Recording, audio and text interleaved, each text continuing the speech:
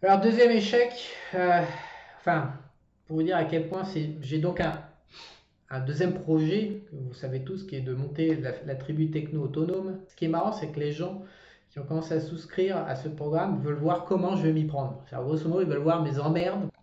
Voilà, donc pour vous faire le pitch, je ne suis pas tout seul sur ce projet-là. Je suis associé à Antoine, capitaine que vous connaissez sur Esprit Argent. Donc nous avons acheté une ferme assez grande, tout ça c'est notre ferme, 164 hectares. Donc nous avons commencé ça a été vraiment une année d'emmerde absolue parce qu'on a démarré. Donc déjà on a commencé par coller des vaches, 80 vaches, euh, sans rien y connaître. Combien ça coûtait les vaches, je sais pas. On a mis combien? 40 000, un truc comme ça. Alors qu'est-ce qu'on a eu comme emmerde? D'abord on est tombé dans une saison unique des pluies, du jamais vu. La saison des pluies a démarré en mai au lieu de démarrer en fin septembre et puis durer 2 mois, octobre, novembre à fond. Elle a démarré en mai et ça a été non-stop, mai, juin, juillet, août, septembre, octobre, novembre. Donc ça a transformé cette beautiful ferme en marécage, c'est-à-dire qu'on s'enfonce. Il y a eu tellement d'eau, ça a été tellement détruit. Il y a des rivières qui se sont créées en quelques semaines, des rivières. Je ne sais pas si vous imaginez comment la nature est capable de créer une rivière tellement il y avait d'eau à évacuer. Une rivière qui se creuse comme ça, de jour en jour, en 2 semaines de chrono, une rivière qui apparaît. Donc 50 cm, on s'enfonce jusqu'aux genoux actuellement. C'est presque fini, heureusement, la saison. Donc l'herbe n'a pas poussé, donc on s'est retrouvé short d'herbe. Donc il a fallu reprendre en main. Alors j'ai repris en main le contrôle parce il y avait des parcelles qui avaient été un peu abandonnées entre l'acte d'achat et aujourd'hui. Et 1 an et demi d'abandon en zone tropicale, c'était complètement niqué avec une espèce de broussaille dégueulasse qui avait poussé, qui rendait le truc inexploitable pour rien. Il a fallu reprendre le contrôle de 30 à 40 hectares pour retrouver plus de parcelles, replanter de l'herbe. On a perdu des vaches. Certaines se sont enfoncées dans la terre, elles se sont retrouvées bloquées. Des vaches de 300 kilos, évidemment, ben, on n'a jamais réussi à les sortir. On n'a pas les outils pour, on n'a pas de tracteur, on n'a rien actuellement. Donc on a perdu des vaches. Tous les bébés sont morts, tous les bébés qui sont nés. Le bébé, quand j'ai fait une vidéo sur Twitter, tout est mort. Notre voisin qui est dans le fond à 2 km par là, il a 600 vaches lui, donc il a une exploitation 6 fois plus grosse que la nôtre. Il a perdu tous ses bébés aussi. Les températures sont tombées à niveau qu'il n'y avait jamais eu. Bref, ça a été un carnage.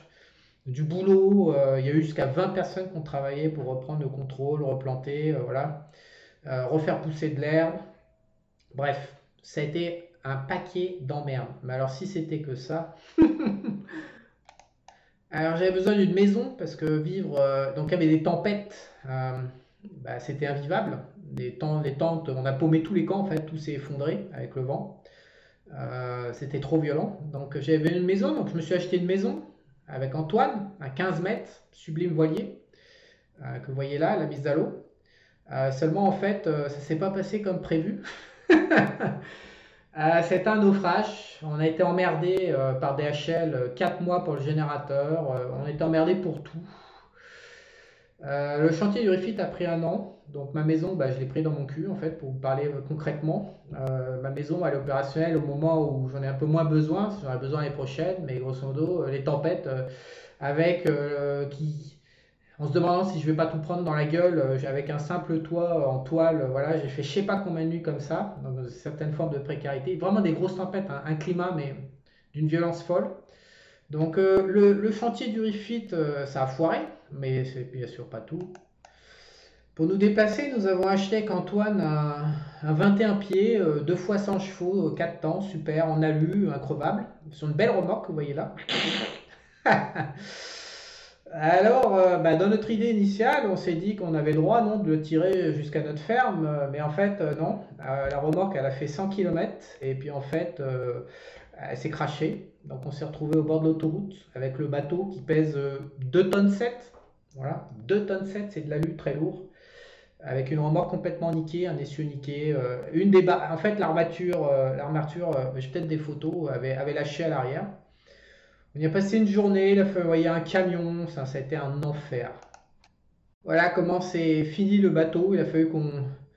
Je crois qu'on est parti à 7 heures du mat et le bordel est arrivé 24 heures plus tard.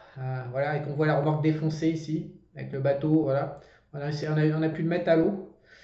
nos déboires, ça a coûté une blinde, enfin du temps, etc. Donc ça, c'est un, un échec, d'autant qu'un... Ouais, voilà, pété, le truc a pété là. On n'a pas eu que ça en fait, on a eu plein de choses, on a eu un petit souci, il y a eu trop d'eau en fait, donc les batteries sont mal situées, les batteries ont sauté, bref. Une autre fois, le Panama est parti en couille, complet, grave, donc le pays en mode gilet jaune, mais massif. Ça m'a coûté une semaine, bloqué, impossible de rentrer. Donc à la fin, j'ai dû louer un avion privé pour rentrer. Ça m'a coûté ce tout bordel-là 1600, je crois, 1600 dollars avec Jules là. Non, ça c'est le pilote ça. Donc ouais, au final, ça a coûté 4 nuits dans un hôtel plus 1600 dollars. Donc le Panama complètement en vrac, 2000 dollars pour un voyage comme ça quand on a voulu rentrer. Alors c'est rien, mais ça fait cher, ça s'accumule, toutes les conneries sont accumulées, les factures. Et encore, j'ai de la chance d'avoir des moyens financiers pour payer parce que sinon, j'étais bloqué pendant, je crois que j'aurais été bloqué 10 jours, sans ordinateur, sans rien. Donc la perte pour moi était massive puisque je ne pouvais pas travailler tout simplement. Alors qu'est-ce qu'on a eu? Bah, on a eu également, ça c'est Felipe qui travaille pour nous avec la deuxième bateau à moteur, donc le moteur a pété. En fait, il s'est fait arnaquer. Il y a beaucoup d'arnaques dans les pays émergents. Il s'est fait refourguer un moteur de dealer qui avait pété, qui avait été refité, mais juste pour que ça tienne quelques instants, quelques dizaines d'heures, et ça a repété. En fait, j'avais vraiment prévu de me faire le mec, juridiquement, puisqu'on a fait, j'ai fait faire un dossier pour établir que c'était une escroquerie. Et le problème, c'est qu'en cours de route, il est établi que le mec est un dealer de drogue et qu'à part prendre une balle dans la tête, c'est à peu près tout ce que je pouvais espérer. J'ai rebroussé chemin. Ça a coûté 6000 dollars la connerie. Il a fallu, en plus, le moteur, il fallait le transporter à Panama City. Là, il est à 300 km de Panama City. J'y ai perdu un temps pas possible. Ça a été trouver les pièces, comprendre ce qui se passe, les racheter, trouver. Enfin, c'est un merdier sans nom. Sans ce bateau à moteur, bah, les gens à la ferme, on est complètement dépendant de la mer. Pas de bouffe, pas d'infrastructure, pas de surveillance des vaches, enfin, le carnage quoi. Et surtout la mise en danger de ma vie. C'est pour ça que je voulais me faire le mec parce que on est passé en ligne rouge, on n'avait pas d'eau quand ça a pété. On a mis, heureusement, on a réussi à le redémarrer. Au lieu de mettre 10 minutes pour arriver au port, on a mis 2h30 pour donner un ordre d'idée. Sinon, on était à marée montante aussi, parce qu'à marée descendante, on n'aurait pas pu. Et en plus, après, sinon, il aurait fallu rejoindre une ferme qui fait pousser des crevettes. Là, on aurait peut-être pu mettre 6-8 heures sans eau. Ça aurait été vraiment compliqué pour nous, avec une seule rame et tout. Donc, on était vraiment en danger, dans un endroit où il n'y a pas d'humain. Je pense, sans exagérer, on était en danger de mort pendant quelques heures, potentiellement. Donc, on s'en est sorti. Mais c'était chaud. Alors d'autres difficultés, il a fallu trouver une barge industrielle pour pouvoir justement démarrer le projet de la ferme. Alors je sais pas pour vous, mais déjà moi je parle pas super bien espagnol, je sais pas ce que c'était qu'une barge en fait avant, une barge avec une porte qui s'ouvre. Donc là vous voyez, elle s'ouvre pas. J'ai commencé à chercher on a pas mal échoué en fait, hein. C'est des mois et des mois de recherche on cherchait une barge de 12-15 mètres. Il y a un chantier qui en fabriquait. J'étais en Chine pour voir s'ils pouvaient m'en fabriquer, mais à cause du Covid, les prix des containers c'était n'importe quoi. Donc on était bloqués. Et sinon, il y a les barges industrielles au Canada, aux États-Unis à faire descendre, c'était cher. Les barges ne décodent pas, simplement parce qu'elles sont en alu ou en acier, et ces bateaux-là sont increvables. Donc, ces bateaux, par exemple, qui ont 50 ans, qui coûtent 400, 500 000, 1 million de dollars, il était hors de question qu'on mette ces prix-là. Et là, ça a été de échec en échec en échec, en porte dans la gueule, jusqu'à ce qu'un Français de Panama m'envoie une photo de cette barge-là. J'ai une petite vidéo de mémoire, voilà. Vous allez voir. Il m'envoie une photo du cul, en fait, avec le nom. Il me dit, Charles, en fait, lui-même avait une barge parce qu'il habitait dans une île, du Pacifique, en face de Panama City. Et il me dit, Charles, cette barge-là, moi, il voulait pas me la louer parce que il avait 2 hors-bord de 300 chevaux, mais on était un peu loin de Panama City. Et il avait peur que ses hors-bord. D'abord, il n'avait pas une super confiance pour faire un aussi long trajet. Et puis ses hors-bord étaient un peu fatigués. Il n'était pas en grande confiance. Il me dit non, mais vas-y, vois. En fait, c'est une marche qui a été utilisée parce qu'au Panama est tournée la série Survivor américaine, la version américaine de Survivor. Elle s'est tournée dans Las Perlas, l'archipel d'îles. Et donc, il faut une infrastructure pour tourner cette série. Et les mecs vivent sur des barges. Et donc, lui, il l'a vu là-bas. Donc il a fallu que je contacte le mec de Survivor qui m'a dit non mais je serai avec un tel, un tel, un tel. Bon, j'ai fait toute la série jusqu'à tomber sur le propriétaire. Et coup de bol, on discute, il veut me la louer à un prix dément. Je dis non, j'en ai besoin tout le temps, c'est structurel, je cherche à l'acheter. Et coup de bol, alors après, coup de bol ou pas coup de bol, hasard ou pas hasard, toujours est-il que peut-être qu'il valait mieux. C'est ça aussi le truc, c'est que, comme je vous disais tout à l'heure, derrière les échecs, on ne sait pas ce qui se trame. L'univers bosse pour nous par moments sans qu'on le sache.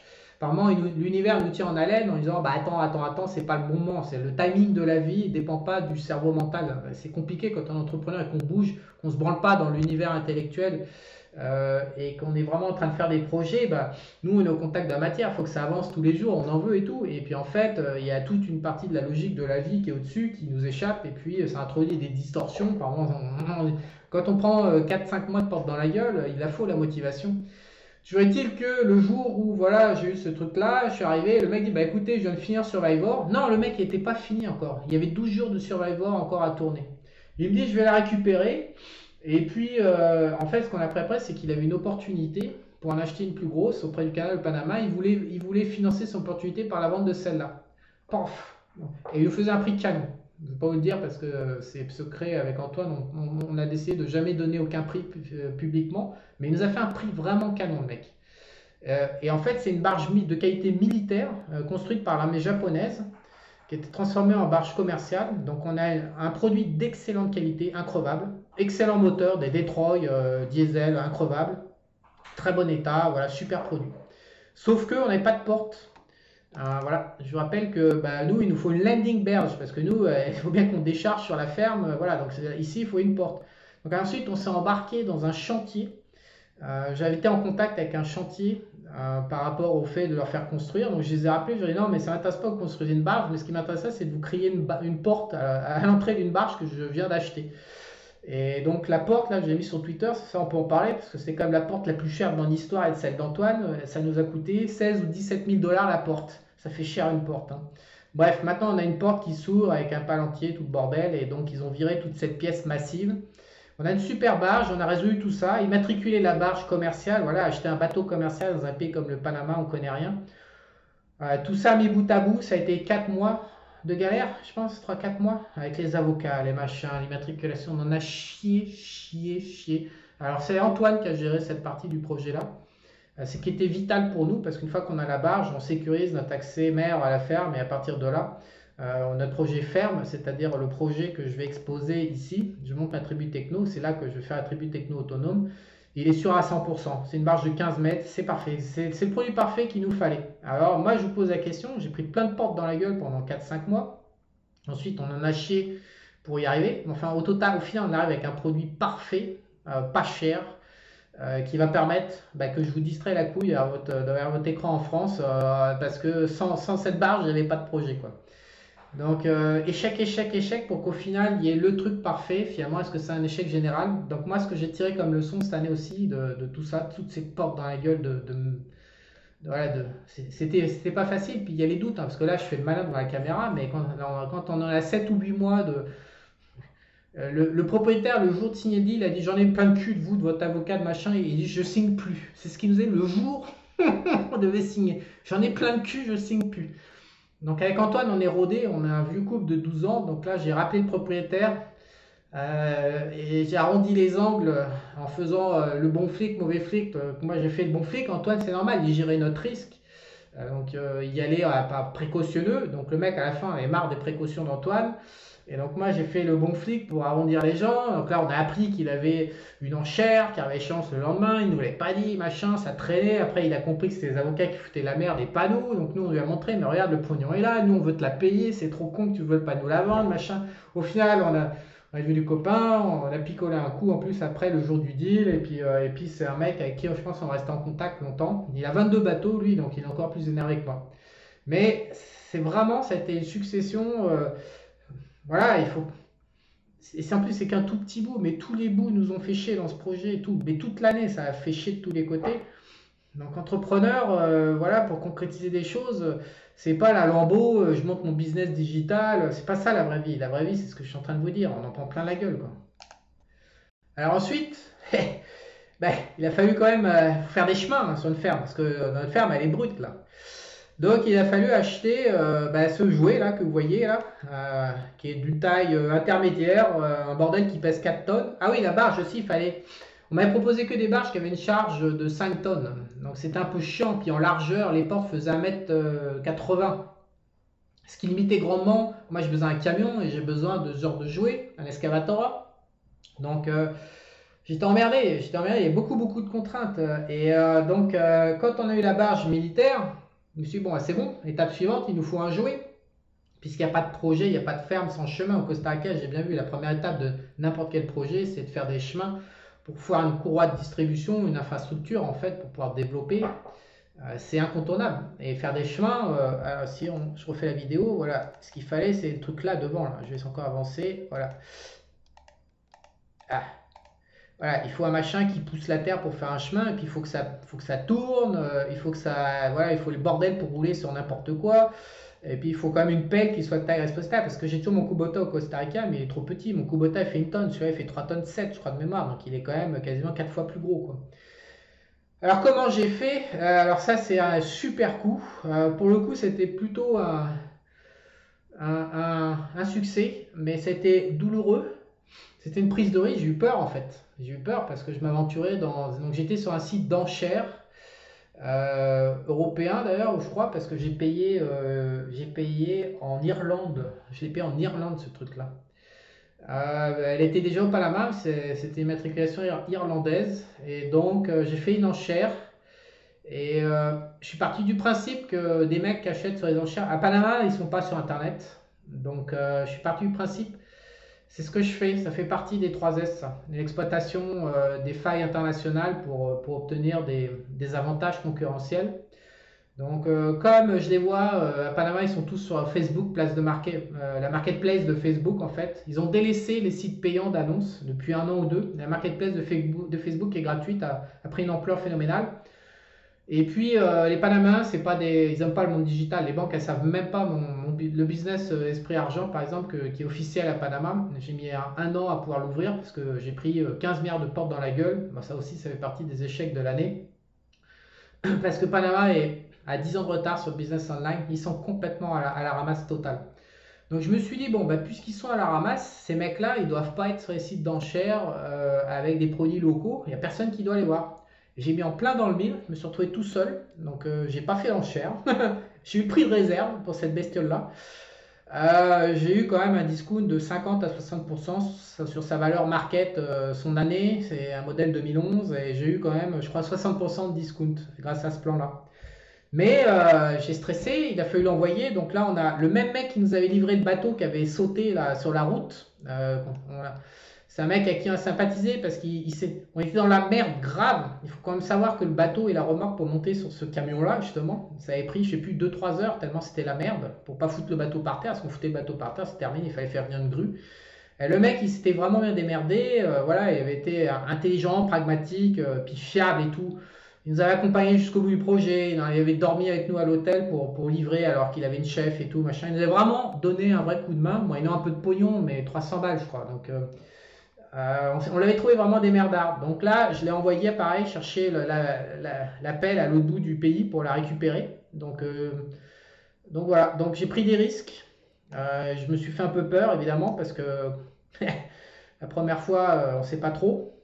Et puis finalement, cette transaction s'est bien déroulée. Et donc, mais ça a été, c'est pareil, ça a été un long process.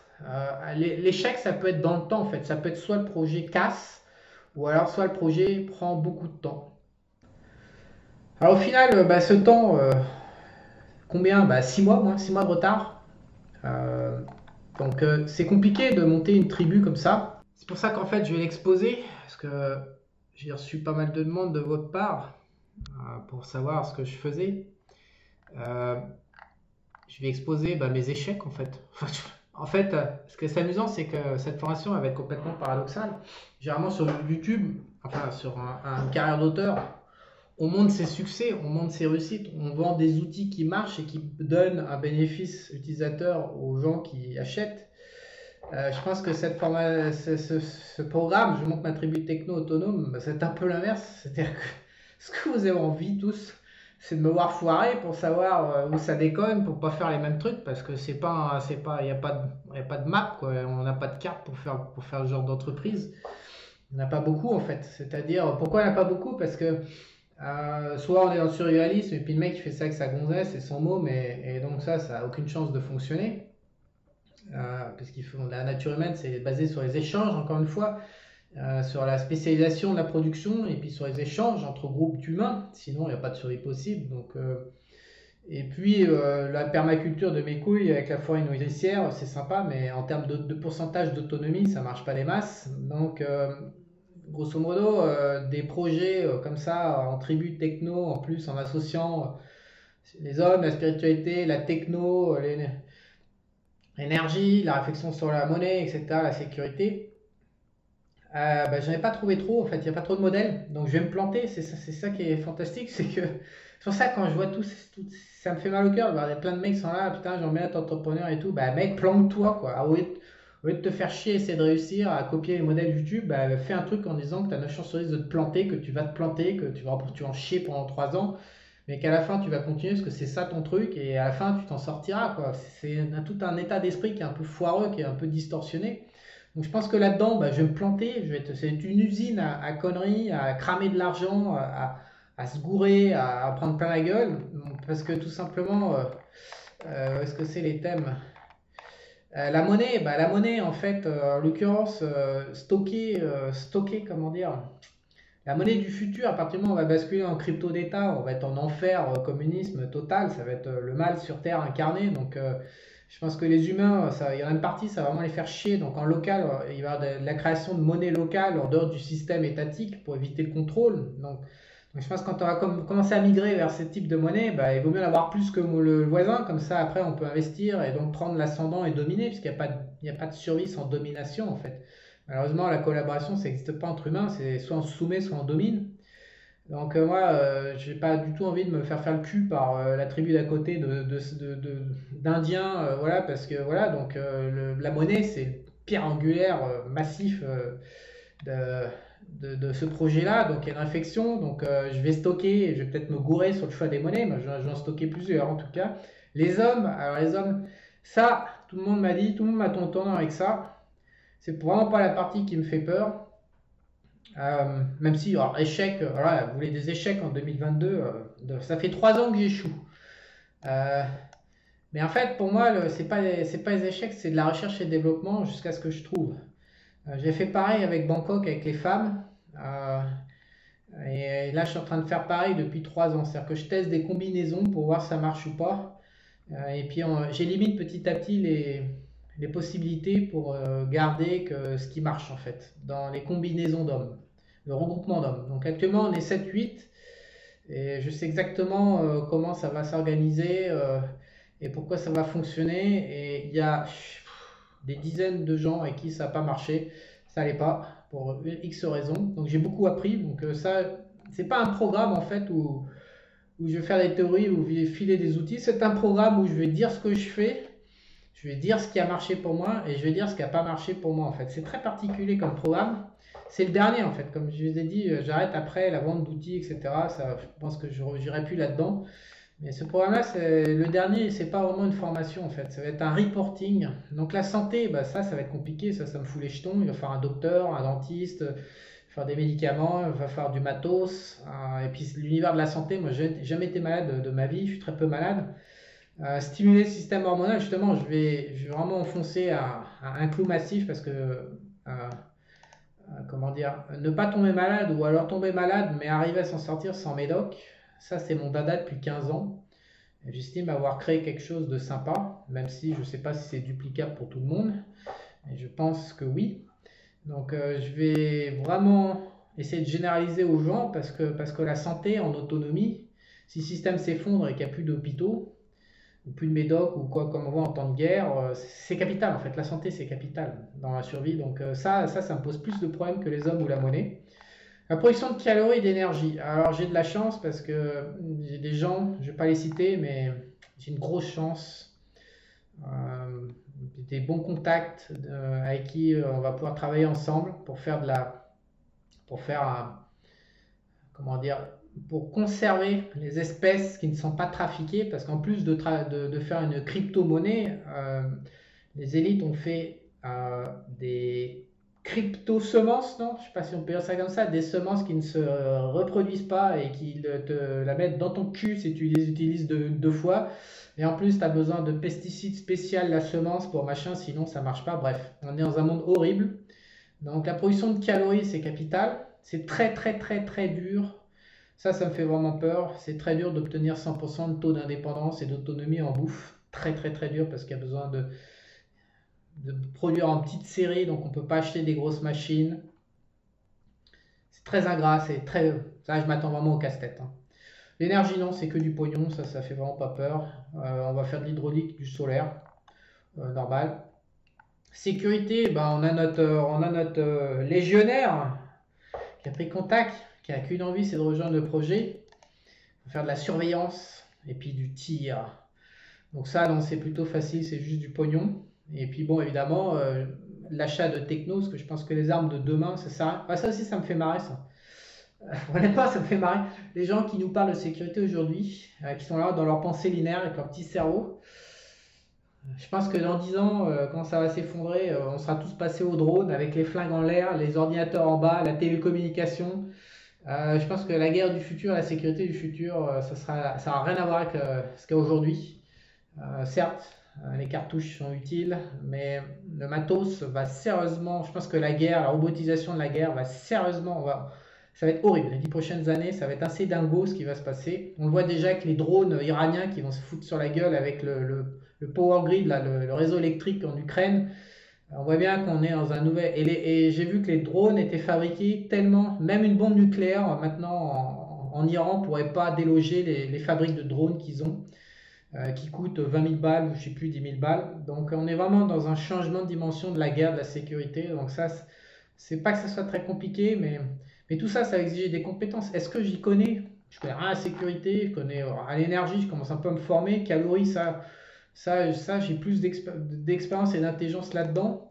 Alors, par exemple, un échec de 2022, bah, à cause du climat, j'ai planté 700 ou 800 arbres fruitiers au total. Il y en a peut-être 300 qui sont déjà morts parce que bah, les sols, on n'avait jamais vu ça, on ne pouvait pas anticiper une saison des pluies comme ça. Ça m'a fait réfléchir aussi cet échec-là de 2022 parce que je suis content de l'avoir. Lui, je suis vraiment content. Alors, faut quand même prendre conscience que chaque arbre fruitier, on les a démarrés avec ma femme à partir de noyaux. Voilà, donc on a fait une collection. On les a fait germer, donc c'est des bébés, voilà, qui poussent, donc on leur a donné vie, on les a accompagnés chaque jour, voilà, des centaines et centaines d'arbres chaque jour qu'on a pris soin pendant 2 ans, 3 ans. Ça fait grossir, on arrive, on les met en terre et crac, on en perd 30%, c'est-à-dire des centaines d'heures d'efforts et d'amour qui sont détruits parce qu'on a la plus grosse saison des pluies des 50 dernières années. Alors je pourrais chialer, comme beaucoup de Français savent faire, hein, d'ailleurs, petit coup de coude. Mais en fait, j'y réfléchis justement avec sa dualité, sinon heureusement en fait. Parce que j'étais parti pour construire des entrepôts en plein sur la zone qui s'est transformée en marécage, puisque c'était plat, donc moi je m'étais dit que j'allais mettre l'entrepôt là. J'ai également pris conscience que les arbres fruitiers, il vaut mieux les planter, les mettre en pente, parce que du coup, ça protège quand il y a trop de flotte. J'ai vraiment intégré que le climat pouvait être modifié par l'homme et faire des conditions. C'est pas parce que depuis 50 ans on a des stats que l'année prochaine ça va être identique. La preuve en 2022, là, on avait vu les Chinois ont tiré des missiles dans les nuages, Dubaï ils ont tiré des missiles dans les nuages, on a eu de la flotte de pas possible, on ne sait pas trop ce qui se passe, mais je me suis dit c'est bien. Ça fait mal, ça fait vraiment mal au cœur parce que beaucoup d'efforts de la part de ma femme, taille encore plus. Mais c'est résilient, c'est-à-dire que le système que je vais bâtir pour produire des calories, du coup, bénéficiera. de ça. Donc je vais l'exposer, comment je vais m'y prendre du coup. Donc sécurité, spiritualité, les hommes, alors ça c'est super important aussi par expérience. Donc je vais construire un temple. Surtout, et je vais me mettre en mode chevalier du Moyen Âge en fait, qui je pense avait une force, maîtriser les forces énergétiques, les petits égrégores, les machins, je pense qu'ils étaient doués là-dedans, et ça c'est quelque chose que je vais établir. Et puis il y a des gonzesses, parce qu'il va falloir qu'on nique quand même là-dedans. Donc il faut aussi une prêtresse pour s'occuper des gonzesses, parce que quand une femme a peur, c'est infernal à gérer, c'est un sac d'hormones pas possible. Donc il va falloir bâtir une infrastructure pour les femmes, pour les canaliser, et puis les hommes pour obtenir le meilleur d'eux. Donc la spiritualité, ça va être un pôle aussi que je vais développer ou dans lequel je vais investir. Donc voilà, donc je vais exposer tous ces sujets. Et comme vous pouvez voir, j'ai déjà cette année au compteur beaucoup d'échecs. Beaucoup d'échecs. J'ai beaucoup plus d'échecs que de succès, hein, donc j'ai 6 mois de retard. C'est pour ça qu'Esprit Argent n'a pas été, voilà, si vous voyez sur service, outils, produits, bah, ça n'a pas été développé. En partie à cause de mes échecs. J'en passe, j'en ai plein d'autres, des échecs avec les banques. Donc c'est à cause de ça, j'ai pas pu développer Esprit Argent, il y a 6 mois de retard. Donc voilà. Est-ce que je suis mort? Est-ce que je suis malheureux? Est-ce que, comme toutes ces emails que je reçois, bah non. Je recommence en fait. Là, c'est fin 2022, 2023, je vais recommencer à nouveau. Et puis peut-être que ce qui n'a pas eu lieu en 2022, ça aura lieu en 2023. Donc je vous invite à ne pas vous décourager et à poursuivre dans vos rêves. Parce que au final, l'autre option, c'est de s'accrocher à ses peurs, s'accrocher à sa folie mentale. Parce qu'il faut quand même le dire, hein, la vérité, c'est que les gens qui entreprennent pas et qui n'y arrivent pas, c'est des gens qui ont forcément des problèmes psychologiques. C'est pas non plus impossible d'entreprendre. Donc, se priver de ses rêves d'entrepreneuriat ou de projets divers et variés, monétisés ou pas, parce qu'on veut donner raison à papa-maman au lieu de défendre sa propre vie, je trouve ça un peu dommage. Donc, par moment, en fait, je vois dans ce que je reçois, malheureusement, je vais vous dire, hein, franchement, ce que les gens ont besoin d'entendre, ils n'ont pas envie, mais ils ont besoin d'entendre, c'est mec, va chez le psy avant de faire entrepreneur, tu vas chez le psy, tu règles ton compte à papa-maman, puis ensuite tu vas voir que tu vas pas devenir entrepreneur, c'est aussi simple que ça. Ah bah non, je peux pas chez le psy, non, mais moi j'ai pas de problème, mon père il m'aimait, ma mère elle m'aimait, machin, tout ça. Bah ouais, mais ta mère elle t'aimait tellement que t'arrives pas à monter ta boîte, quoi. Donc à un moment, il va falloir que tu choisisses. Peut-être que ta mère elle t'aimait de manière toxique et que ta boîte du coup tu vas pas monter, ou alors tu continues dans ton délire avec le super fantastique, magnifique, incroyable moment de ta maman, et puis ta boîte, tu te la mets dans ton cul, tu vas faire esclave dans le système socialiste français. C'est ça que une partie non négligeable des gens ont besoin d'entendre. Et pour déverrouiller cette première situation, cette première prison, ça s'appelle la psychologie. Il ne faut pas confondre avec la spiritualité et le circuit énergétique, mais à un moment, on en a tous des problèmes psychologiques, on en récupère tous, parce que papa, maman, c'est jamais parfait. Et moi, je vous redis, esclave, 40 ans dans la prison française, à la fin, on va pas bien, hein. On va vraiment, vraiment pas bien. C'est très, très douloureux. Je pense que c'est moins douloureux de régler un certain nombre de problèmes psychologiques de manière à pouvoir réaliser ses rêves, quels qu'ils soient. Voilà, ce sera le mot de la fin. Je vous dis à bientôt.